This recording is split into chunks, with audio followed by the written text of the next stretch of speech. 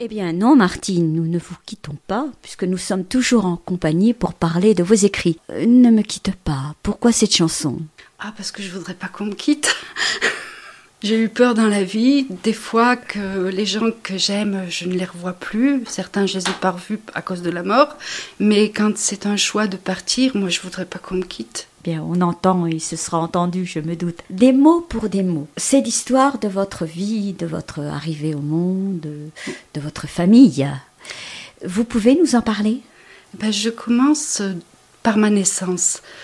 En fait, on avait un lien avec mon papa, quelque chose d'extraordinaire, parce que le jour où je suis née, c'est lui qui a rentré ses mains dans le ventre de ma mère pour me sortir, parce que j'allais mourir, parce que j'étais toute noire, maman était évanouie, et il ne savait pas quoi faire. Et en me sortant, j'ai repris, on ne peut pas dire la vie, mais enfin, j'ai de nouveau respiré, j'ai régurgité le liquide amniotique. Donc pour moi, il m'a sauvé la vie, il m'a mis au monde. Et donc, c'était un lien absolument merveilleux pour nous deux. On avait une complicité qu'il n'avait avec aucune autre personne. Bien certainement, parce que lorsque l'on va naître, on va vers la vie. Mais vous, c'était vers la mort s'il n'y avait pas eu votre papa. Ah oui, oui, oui. Et même... c'est un paradoxe. Oui, et même aussi, c'était bien occupé de ma maman. Oui, donc il était bien présent. Alors après, voilà, il vous a sauvé la vie. Alors comment ça se passe ? Eh bien, j'adore mon père, et peut-être un peu trop vis-à-vis de mes autres frères, parce que je ne me rends pas compte à ce moment-là, je m'en suis rendu compte beaucoup plus tard, c'est que je devais être très possessif, et puis peut-être que je lui laissais pas non plus le temps de s'occuper un peu des autres. Et les autres sont arrivés après, avant ? Non, mon frère, j'ai un frère aîné, et j'ai eu 4 autres frères après moi.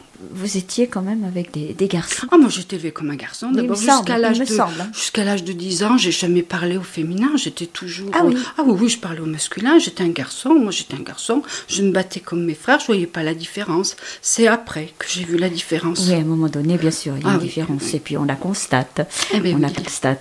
Et donc, votre vie s'est passée sereinement avec vos parents, votre papa, votre maman. Disons, est-ce que c'était une harmonie familiale ? Ça dépendait. Il y avait des phases, ce que je vais appeler des phases de lune de miel. Voilà. Et les phases de lune de miel, c'était quelque chose de merveilleux.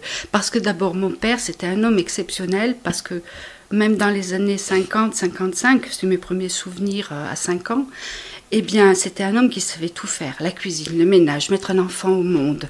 Il faisait tout. Et puis, il avait la chance de ne pas travailler l'été. Comme il était représentant, il ne travaillait pas l'été. Et l'été, toute la famille, pendant 2 mois, partait en camping au bord de la mer. Qu'est-ce qu'il faisait comme travail ? Il était représentant en confection femme. Oh, donc votre maman était habillée. Oh, c'était la plus belle. C'était notre Marilyn Monroe. C'était la femme la plus belle. Elle avait toutes les collections pour elle.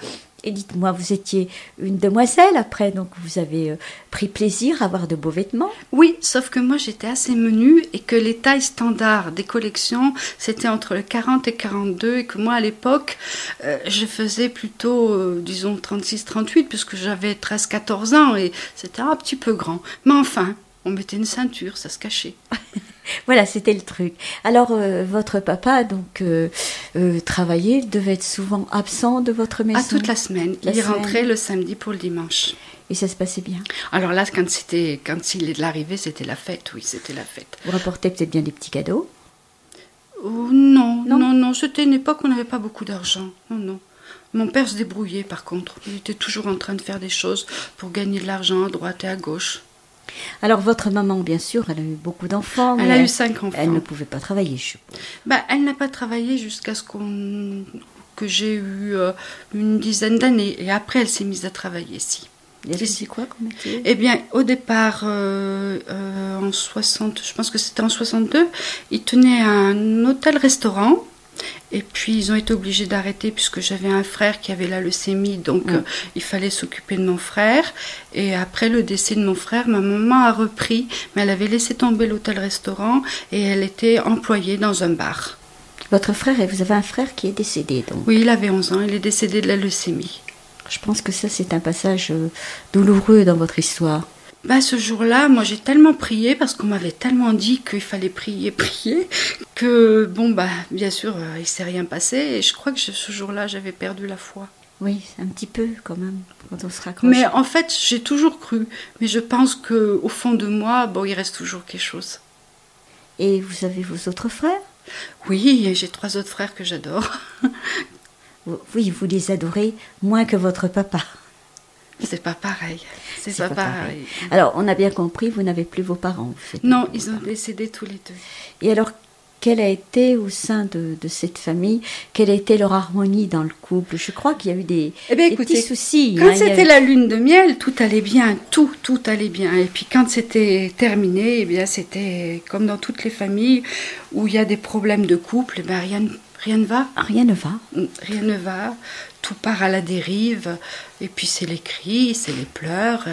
Et puis après, quand ça revient, c'est le bonheur, quoi.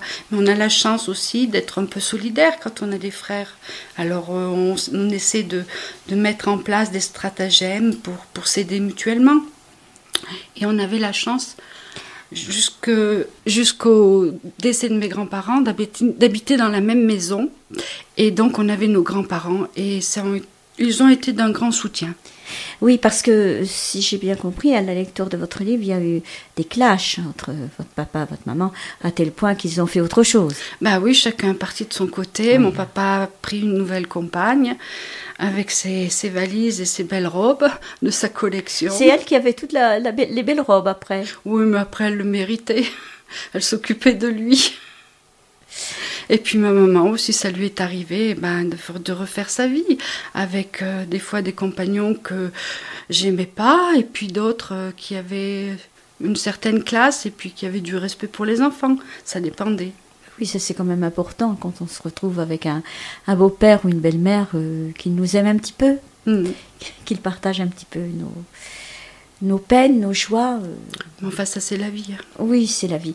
Alors, qu'est-ce que vous pourriez nous dire de plus des mots pour des mots? Parce que c'est bien ça, des mots pour des mots. Eh bien, je pense qu'à un moment, je ne sais pas pourquoi, on arrive à un certain âge et puis tout ressort. Ah oui, tout à fait. Et on a beau essayer de ne pas vouloir que ça ressorte, ça vous submerge et vous ne pouvez pas vous en empêcher. C'est pour ça que moi, je ne suis pas arrivée à arrêter cette écriture alors que je n'aimais pas écrire. Oui, ça c'est quand même surprenant et c'est beau en même temps, c'est émouvant parce que vous ne pouviez pas écrire et on a expliqué pourquoi. Vous êtes mis à écrire. Parce que j'ai découvert l'informatique. Oui. Et qu'à l'informatique, j'ai tout tapé sur Word, EcoWord, c'est un logiciel où il y a un correcteur d'orthographe et ça vous sauve la mise. Parce que tout est en rouge. Pas toujours. Oui, mais après, c'est une question d'intelligence. Une virgule mal posée, ça vous donne un mauvais accord. Oui, mais pour moi, c'est pas le plus grave. Pas le plus grave pour moi. Le plus grave, ce qui me pénalisait, c'est qu'on ne pouvait pas comprendre les mots que j'écrivais. Moi, les mots où il y a le plus de consonnes, c'est une horreur. Les voyelles, je ne sais pas, par exemple, s'il faut écrire « attention », si je dois mettre le « i » avant le « o ». Ah oui, vous comprenez? C'est embarrassant. Je ne sais pas si je dois mettre le « u » avant ou après. C'est embarrassant. Donc, si vous voulez, ça ne veut rien dire. Donc, moi, du moment après, même s'il y a des imperfections, c'est pas ce qui me choque le plus. Ce que je voulais, c'est qu'on comprenne ce que j'écris. C'est parfaitement compris. Voilà. Et avec l'informatique, c'est vrai que pour moi, c'est formidable, quoi. D'ailleurs, je n'écris plus qu'à l'informatique. Oui, et ça vous sauve la mise. Mon ordinateur est toujours avec moi. Et oui, c'est votre compagnon. Voilà, c'est mon compagnon. Et puis maintenant, je peux faire tout ce que je veux, n'importe quel courrier, il n'y a pas de souci. Ça, c'est une bonne chose pour vous. Et puis surtout, ça m'a donné le goût d'écrire après. Bien sûr, bien sûr. Alors, donc, on a parlé donc de votre livre Des mots pour des mots, paru aux éditions et des livres. Maintenant, on va parler d'un autre livre que vous avez écrit, À l'abri des regards. Alors là, on entre dans tout à fait autre chose. Ça vous fait sourire. Oui, parce que... Alors, je vais lire la 4e de couverture. Petite nouvelle où se mêlent le mystère, la mort et le crime. Sur un siècle, de la ville à la campagne, plane le secret, la peur et l'angoisse. Les victimes sont des personnalités douées d'une force insoupçonnable, machiavélique et attachante. Elle nous entraîne dans la profondeur obscure et inquiétante de leurs sentiments avec frisson. Ah oui, c'est le moins qu'on puisse dire, avec frisson. Alors, vous nous en parlez de ces petites nouvelles, ces histoires, enfin ce livre. Bon, c'est des petites choses qui me traînent dans la tête parce que j'ai une imagination un petit peu débordante. Ah, il me semble bien. Oui, puis je suis assez fan de films d'horreur. Ah bon? J'adore les films policiers. J'aime bien quand c'est glauque, quand je suis bien tranquille, bien à l'abri, bien au chaud à la maison. Et ça vous fait pas peur? Pas du tout. C'est la vie qui me fait peur, pas mes histoires. Je trouve que la vie, elle est beaucoup plus cruelle que mes histoires. Mais elles sont pas tendres, vos histoires. Non, mais il y en a quelques-uns qui sont quand même sympathiques. C'est la boîte à goûter, je crois. Oui, j'aime bien parce que ça parle de l'enfance. Et je suis toujours touchée par les enfants. Et puis, mais il y en a d'autres que j'aime bien. J'aime bien la dentelière parce qu'elle touche au volet, elle touche à la Haute-Loire, à la dentelle. Mais bien sûr, c'est toujours dans du mystère. Alors, à la lecture de ce livre, à l'abri des regards, j'ai pensé que vous en aviez certainement d'autres en stock dans ce style. Ah oui, là j'en ai vu quelques-unes là qui sont dont le manuscrit est peut-être est déposé d'ailleurs et ça sera Contes de l'obscur. Et c'est toujours dans la même chose, c'est toujours dans des petites nouvelles décalées, étranges et peut-être d'une écriture un petit peu plus évoluée. Plus aboutie. Oui. Il faut bien faire quelques progrès. Ben, on en fait toujours. Et puis votre ordinateur, il doit en faire aussi. Il doit en faire aussi. Alors, on trouve effectivement maintenant, alors une petite chose qui s'appelle À cœur perdu. Il s'agit d'une nouvelle, donc parue chez Eddy Livre également. Alors, pourquoi vous l'avez faite toute seule comme ça? Non, mais là, ça c'est très différent. C'est Eddy Livre qui a lancé un concours sur tous ses auteurs. Et donc, si vous voulez, le thème m'a plu parce que c'était le jour où tout a basculé. Et moi, ça rentre dans mes cordes, ça me parle. Alors bon, moi j'ai fait un jour où tout a basculé pour une personne, avec au départ le thème de l'alcool. Et puis ça finit par, je ne sais pas si on doit tout dire. Vous pouvez, si vous le souhaitez. Ça finit par dégénérer. Par un accident de voiture, et puis alors après, là-dessus, je greffe mes petits secrets, quoi. Le cœur. Le cœur, bien sûr.